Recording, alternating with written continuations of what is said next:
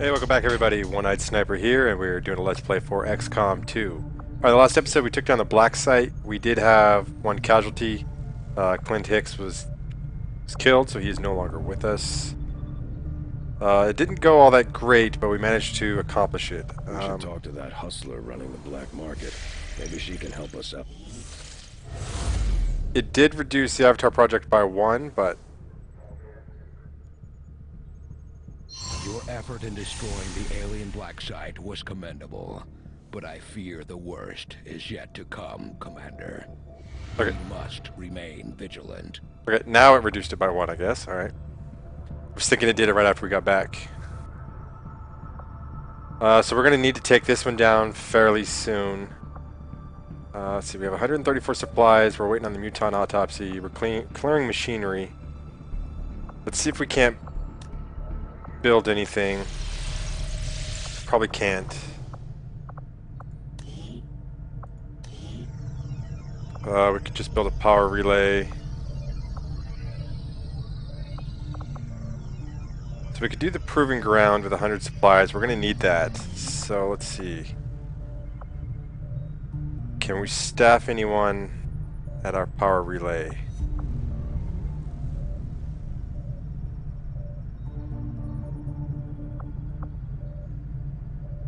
We're only using one of the staffing gremlins now, unfortunately. One of our engineers is at the Psi Lab.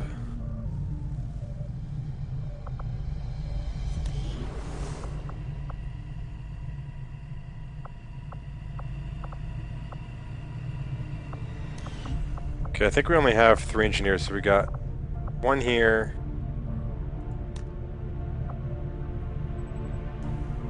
Four engineers, one here, one there, 2 excavating. So we're going to remove one from excavating because we don't really need to do that right now.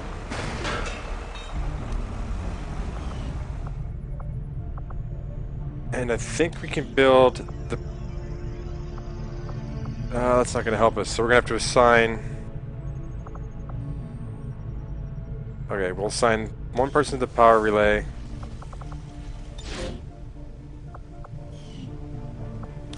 And we're going to stop excavating altogether.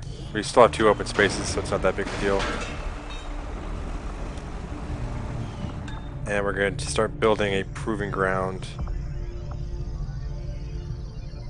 I don't know if we can assign an engineer or a gremlin here.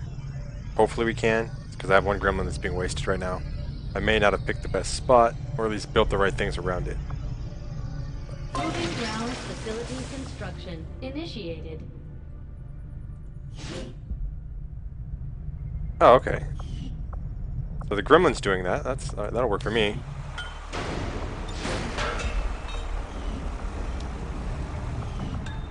Okay, so we can continue clearing that then. And hopefully, like I said, if we can assign someone at the proving ground, we'll put the the other drone here permanently. And it's time for me to look at guerrilla tactics.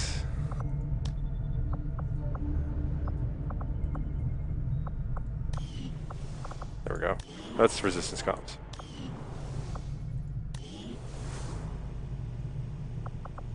See what we have available. It's been a long time since we've been here. So we can... Alright, so squad size is going to be upgraded at captain. So that's our next rank for some of our people. Integrated warfare, PCS bonuses are slightly improved. That one doesn't seem all that beneficial. Neither does that one. Vulture might be good. But none of those are critical right now. Alright, so let's just get some scanning done. And get this mutant autopsy done. What have we got available to us? We were building a radio relay, so we got 2 hours left on that. So we'll knock that out.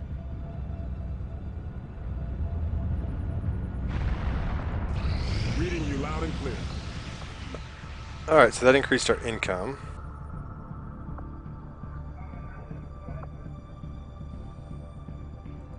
Avenger plotting new course. This is for a facility lead, so I'm not actually sure what that is.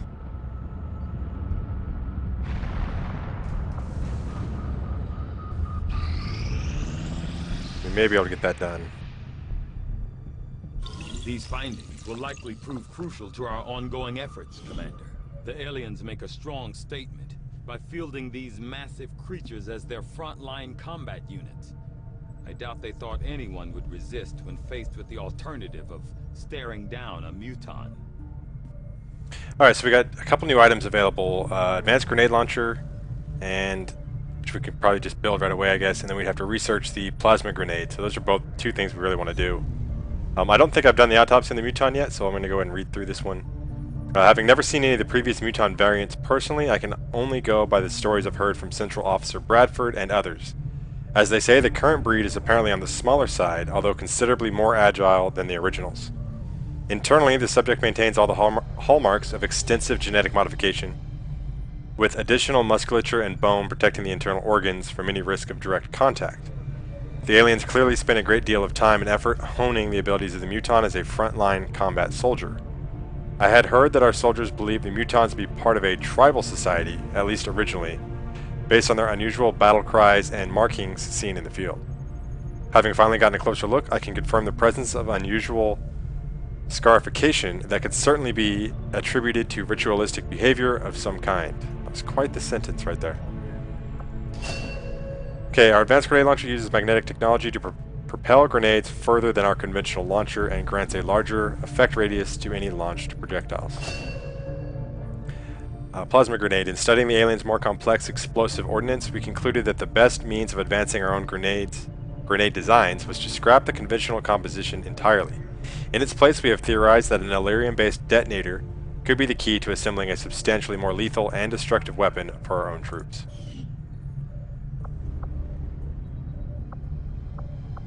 Alright, let's go. How are we doing on intel? We got plenty of intel, so let's go with the shield bearer autopsy. Physically, the Advent shield bearers are quite similar to the bulk of Advent's forces, and that they are the product of careful genetic engineering that generally mirrors the human form. Most of their unique qualities come from a difference in equipment and armor. Components I'm sure Shen would have an interest in examining. Alright, so let's continue scanning while that's going on.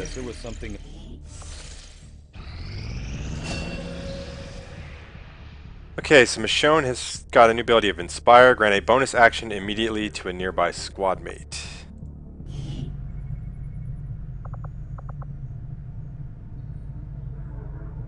Let's see, we got to continue training. One of our options is Domination. Permanently mind control an enemy. Only one successful domination can be performed per mission. Stuns the target for one turn but renders them immune. And then Void Rift. Generate an explosive field of psionic energy that immediately damages everything within. Organic enemies have a chance to suffer insanity. One thing I'm curious on stasis. So if on our turn we cast stasis on an alien and it works, that means through their turn they're frozen. And then our turn would be next, and I'm guessing that's how it works. So if you had a bad position on somebody, you could stasis them, reposition your guys better, then they would be out of stasis, and then you could, I'm assuming, just launch your attack afterwards. So that might not be a bad thing, if used correctly. Void Rift sounds pretty cool, but let's go with the shorter one.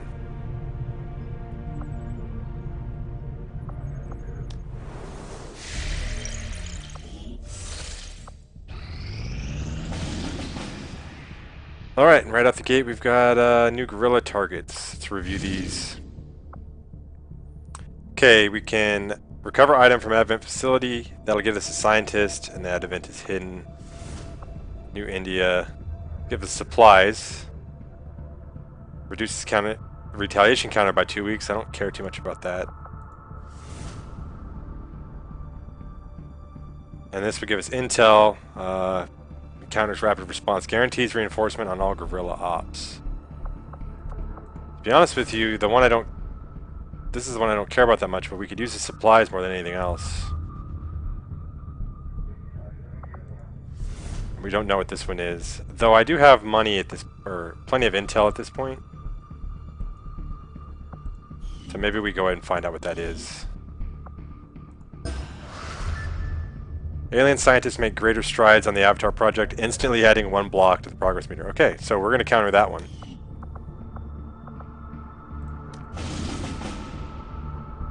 And that'll get us to scientists, so that's overall not too bad. And we'll be recovering an item. Setting course for Sector 14, East Asia.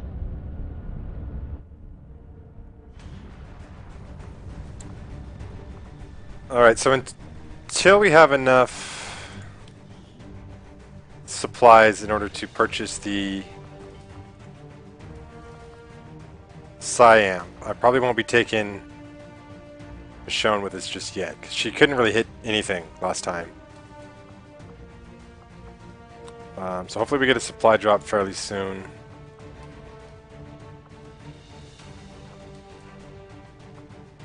I'll take a smoke grenade since we got extra space available. Actually that probably... Oh, we can't take that. Okay. I was going to say, maybe you can't take a smoke grenade and a frag, but you can.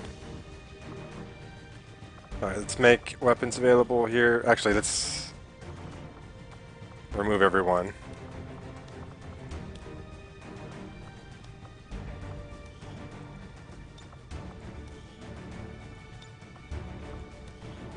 Okay, so we got a few people wounded.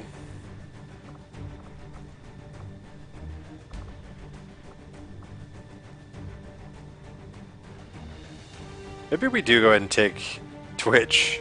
It's a bad nickname. Yeah, we'll go ahead and take her. We still gotta give her the submachine gun, unfortunately, because I don't have the... her aim is 71. I need to see how that compares to other people. Get the smoke grenade. So let's take Jack Bauer. His aim's 74, so her aim's not that much farther off. Take Bugs Bunny.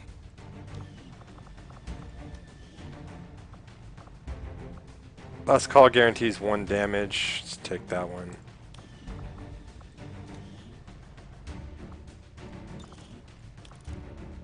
We have the autoloader. We're going to throw that on one of our sniper rifles.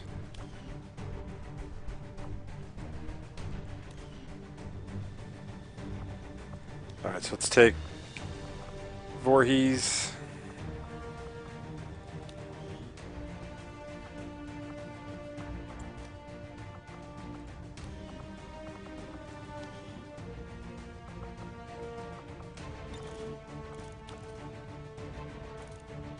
We also have another stock.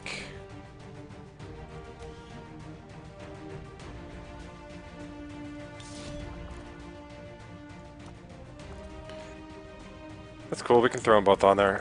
Can I come up with anything clever to name it?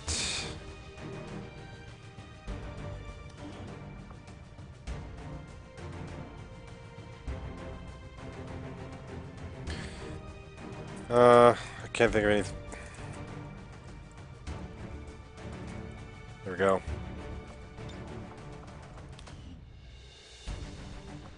Alright, who else? So we got all these guys. We need a grenadier, of course.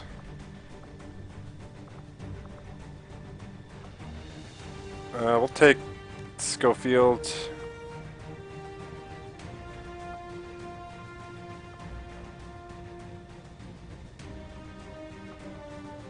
Alright, so we need to throw on a med kit for you.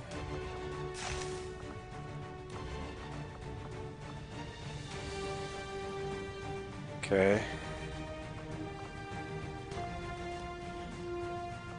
And I guess we'll give you broadside. Well, if that's the case, actually let's switch these out. You take broadside, your aim's worse. Go with last call. And we'll take Palmer with us. Maybe he can get ranked up here to captain.